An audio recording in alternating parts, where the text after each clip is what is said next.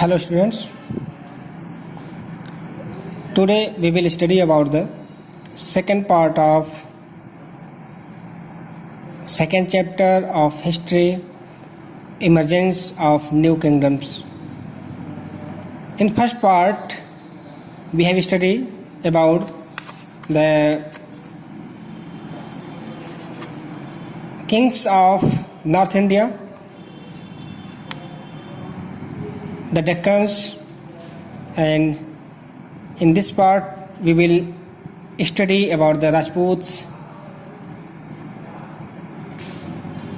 प्यारे बच्चों, आज हम लोग हिस्ट्री के सेकंड पार्ट में राजपूत्स के बारे में स्टडी करें। इसके पहले हम लोगों ने नॉर्थ इंडिया के पार्ट में पढ़े हैं डेक्कन्स, गुर्जर प्रतिहार्स, वेरियस किंग्स के बारे में पढ़े हैं। तो आगे देखते हैं आज राजपूत्स के बारे में। तो राजपूत्स शब्द की उत्पत्ति कैसे हुई इसके बारे में जानते हैं पहले। तो the word Rajput it derived from the Sanskrit word राजपुत्र। जो राजपूत शब्द है इसकी उत्पत्ति संस्कृत के राजपुत्र शब्द से उत्पत्ति हुई है, जिसका अर्थ होता है सन ऑफ रूलर, राजा का पुत्र। term generally applies to various claims to belong to Kshatriya tribes of Aryans, which include the kings as well as the commander of army and ordinary soldiers। और इस राजपूत शब्द का उपयोग अक्सर कहाँ किया जाता है? Belonging to Kshatriya tribes of Aryans. आर्यों के क्षत्रिय जो वंशज थे, जनजाति थे, उनके साथ इस शब्द का उपयोग होता था। जो कहाँ यूज करते थे? Include the king as well as the commanders of the army. जो राजा के सेना के कमांडर्स और ऑर्डिनरी सोल्जर्स और सामान्य सैनिक के रूप में कार्य करते थे। Some believes that they were the descendants of Central Asian tribes who settled in India after the Hun invasions. कुछ लोग मानते हैं कि जो ये राजपूत थे, राजपूत जो ये सेंट्रल एशियन ट्राइब्स थे, जो भारत में हुनों के आक्रमण के बाद यहाँ पे सेटल हो गए थे। Some Rajput clans claim to belong to Suryavanshi. कुछ राजपूत अपने आप को सूर्यवंशी घोषित करते हैं, बताते हैं, और जिसकी स्थापना किसके द्वारा की गई थी? लॉर्ड राम। सूर्यवंशी का मतलब क्या होता है? सूर्यवंशी मीन्स बॉर्न ऑफ सन, सूर्य का पुत्र। और कुछ जो राजपूत होते हैं अपने आप को क्या बताते हैं? Claim to belong to Chandravanshi, अपने आप को चंद्रवंशी बताते हैं। और चंद्रवंशी का मतलब क्या है? बॉर्न ऑफ मून, यानी कि चंद्रमा से जिनकी उत्पत्ति हुई हो। और इसकी फाउंडेशन किसके द्वारा हुआ है? Founded by lord Krishna. इसका फाउंडेड कृष्ण के द्वारा हुआ है। There are still other who believe in the Agnikul. और दूसरे भी राजपूत से हैं जो अपने आप को अग्निकुल का बताते हैं। According to them Brahmans performed a yagya protect themselves. उनके अनुसार ब्राह्मण अपने आप को सुरक्षित रखने के लिए यज्ञ करते हैं। During that yagya 4 heroes emerge for the sacred fire and they founded the 4 major Rajput clans. और उनके अनुसार ये हुआ कि जब ब्राह्मण लोग अपने आप को प्रोटेक्ट करने के लिए यज्ञ कर रहे थे, तो उसी यज्ञ से 4 वर्णों की या वंशों की उत्पत्ति हुई थी, जो मेजर राजपूत क्लैंस हैं। और वे 4 मेजर राजपूत कौन कौन से हैं? चहमांस या चौहान्स ऑफ राजस्थान, राजस्थान के चौहान वंश। सोलंकीज और Chalukya of Gujarat. The Paramars of Malwa. The Gurjara Pratiharas of Rajasthan. The Rajput were very patriotic, loyal and brave people.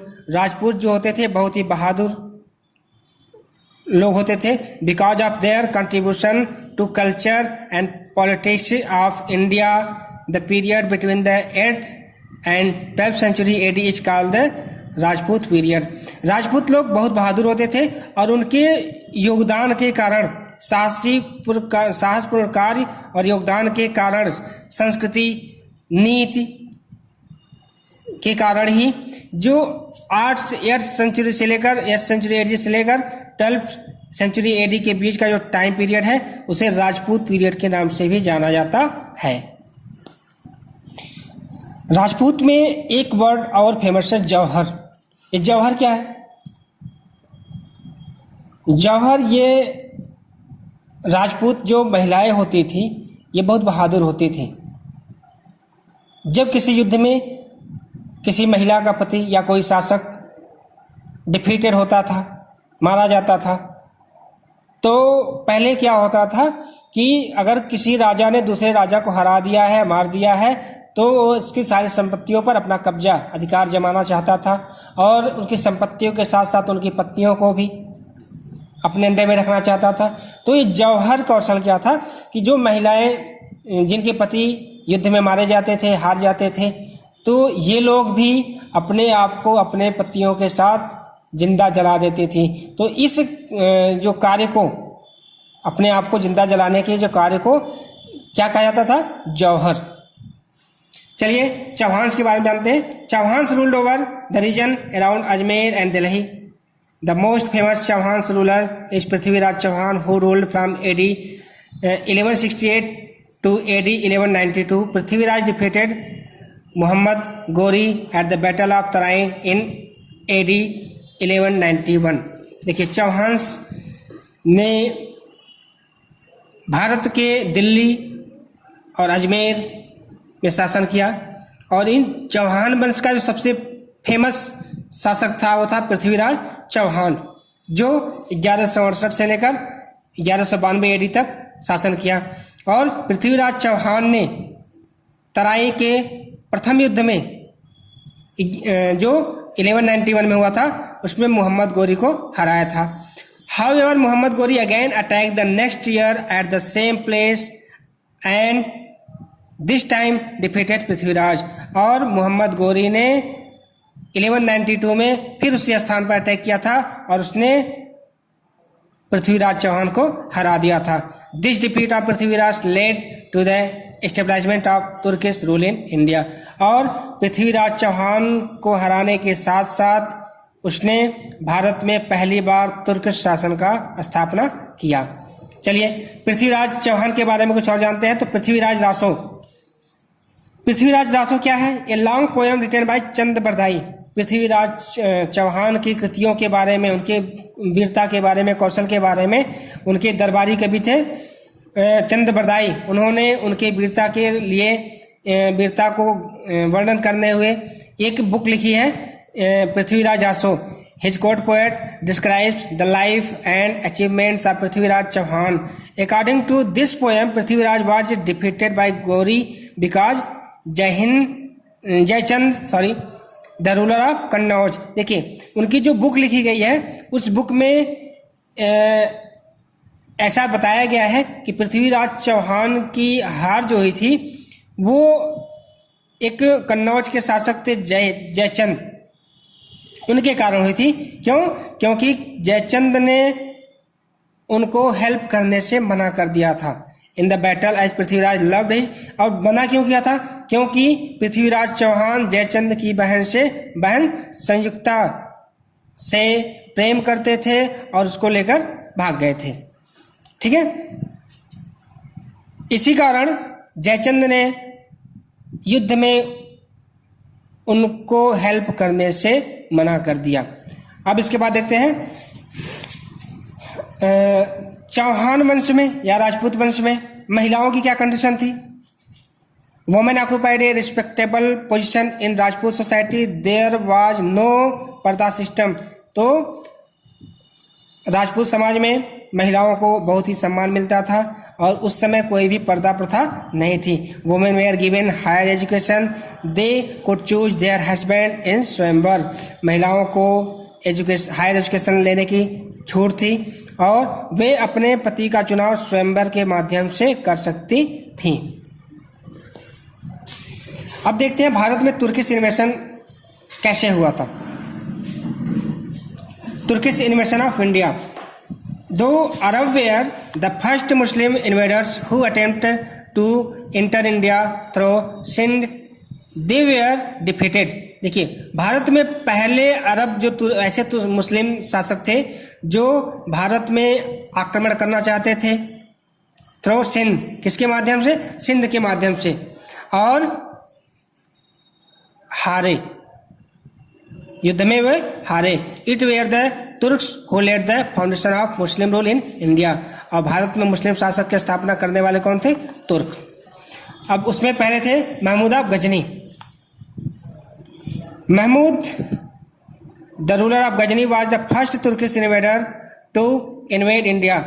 Mahmood जो गजनी का शासक था, गजनी कहाँ पे है? Afghanistan,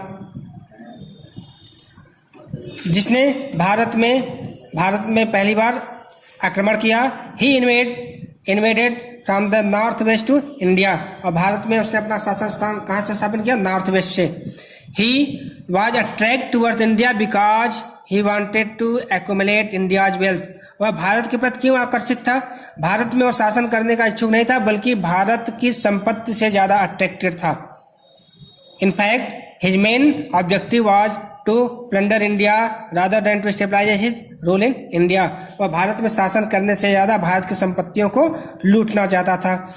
Weak political condition of India made it easy for him as he did not face tough resistance from Indian rulers. देखिए, भारत की जो वीक पॉलिटिकल कंडीशन थी, इसके कारण उसने अपना शासन यहाँ पे आसानी से स्थापित कर लिया और उसे अपना शासन स्थापित करने में किसी भी प्रतिरोध का सामना नहीं करना पड़ा।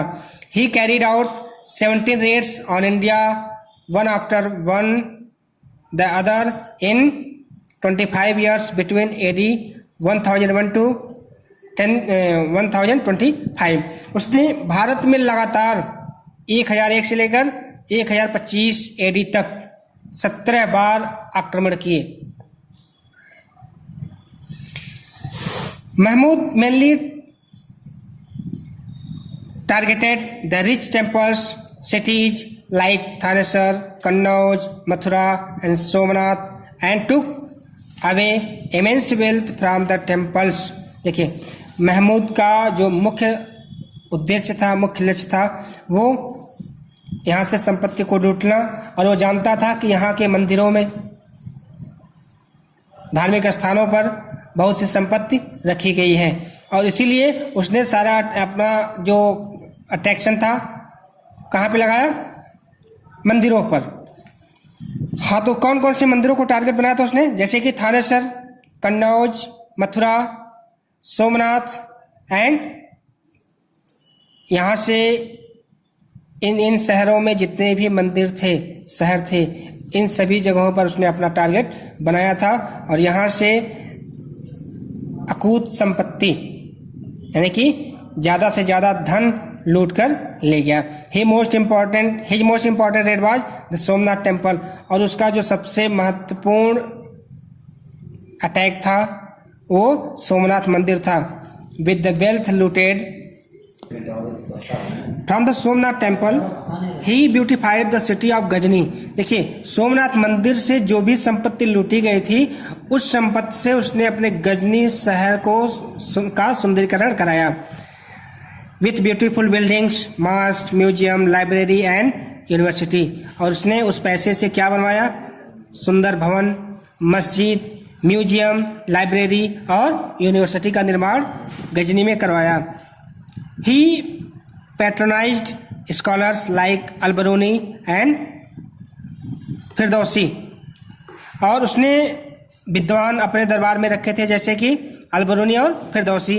Al-Biruni was sent to India by Mahmud Ghazni.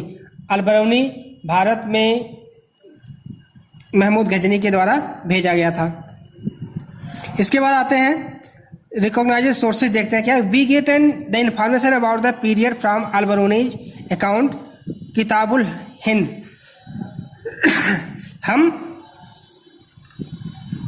इस पीरियड की जानकारी अलबरूनी की बुक किताबुल हिंद से देखते हैं।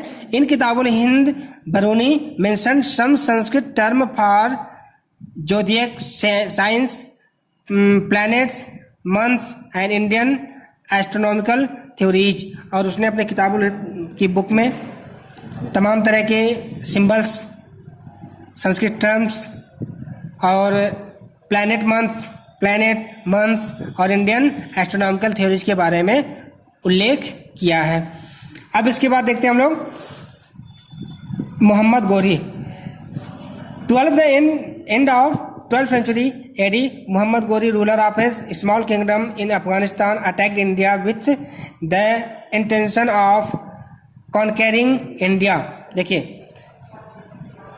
12वीं सदी के अंत तक मोहम्मद गोरी जो अफगानिस्तान का एक छोटा शासक था, भारत में अटैक किया और उसने with the intention of conquering India in 1175 he invaded Multan and captured it।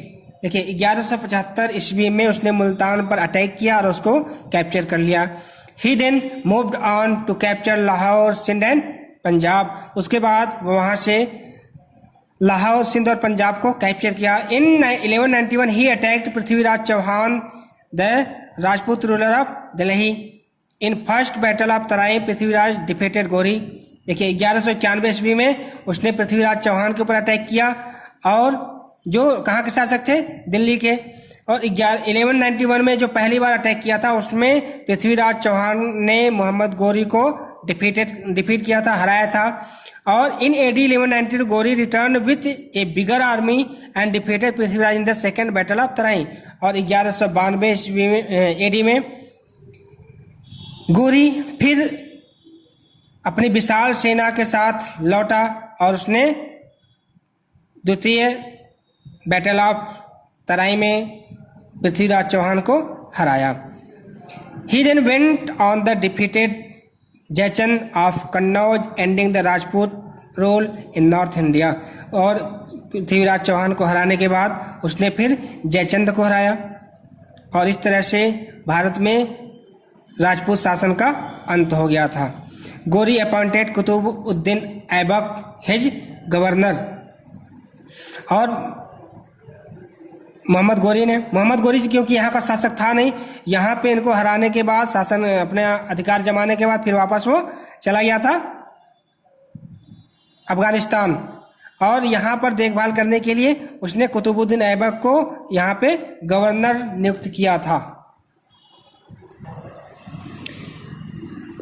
Though Muhammad Ghori was a great military leader, Muhammad Ghori is regarded as the real founder of the Muslim Empire in India। Mohammad Ghori को भारत में मुस्लिम शासक का प्रमुख संस्थापक के रूप में जाना जाता है। Ghazni invaded India only with the motive of plundering its wealth. Mohammad Ghori annexed the conquered territories to his own empire, making conquest permanent and let the foundation of an empire. देखिए महमूद गजनी ने जो भारत में आक्रमण किया था ओनली एक टारगेट लेके आया था, खाली लूटने के लिए यहाँ पे उद्देश्य से आया था।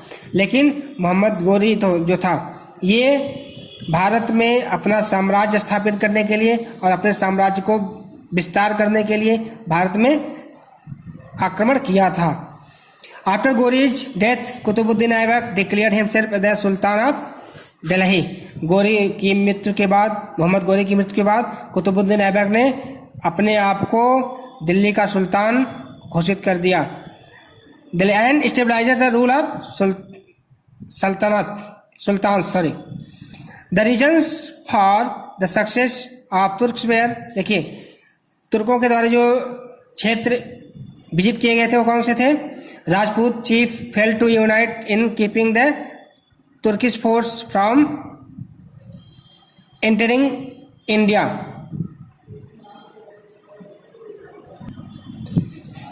हाँ, तो भारत में जो तुर्क शासन स्थापित होने के लिए जो या राजपूत के फेलियर के जो मेन कारण क्या थे कि Rajput chief fail to unite in keeping the Turkish force. देखिए राजपूत जो चीफ थे, प्रमुख जो थे, वे अपने आप को राजपूतों को तुर्कों को इंडिया में अपना शासन स्थापित करने से रोकने में फेल थे। Turkish army was better organise. जो तुर्क सैनिक थे, वहाँ उनकी सेना थी, वो बहुत ही ऑर्गेनाइज तरीके से भारत में अटैक कर रही थी। Turkish force had Swift horse's which gave them an advantage over the elephants in the army of Indian rulers। देखिए तुर्किश की जो फोर्सेस थी इसमें तेज घोड़े, हाथी और elephants in the army of, जो उनके लिए क्या था, विशेष एडवांटेज था। जो भारत की सेनाएं वहाँ पे इन सब की क्या थी, कमी थी या बहुत कम मात्रा में थे, जिसके कारण तुर्किश शासन का स्थापना भारत में आसानी से हो सका। तो स्टूडेंट्स, इस तरह से आपका सेकंड चैप्टर पूरा संपन्न हुआ और इस चैप्टर को आप अच्छी तरह से देखिए, अध्ययन करिए। अगर कोई प्रॉब्लम होती है तो आप लोग हमसे सीधे संपर्क करें। Thank you.